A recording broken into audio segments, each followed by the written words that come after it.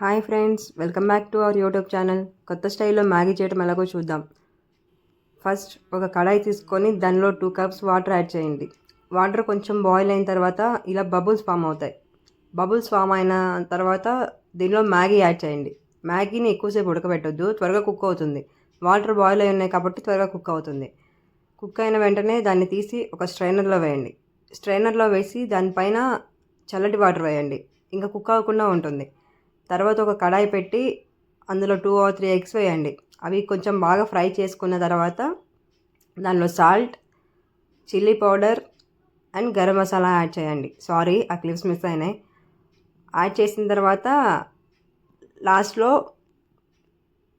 Packet masala ఉంటుంది కదా, Maggi masala, అది యాడ్ చేయండి. యాడ్ చేసి మ్యాగీని కూడా యాడ్ చేసి సిమ్లో 2 minutes అట్లా ఫ్రై చేసి సర్వింగ్ బౌల్లోకి తీసుకొని సర్వ్ చేసుకుంటే ఎంతో టేస్టీ మ్యాగీ రెడీ.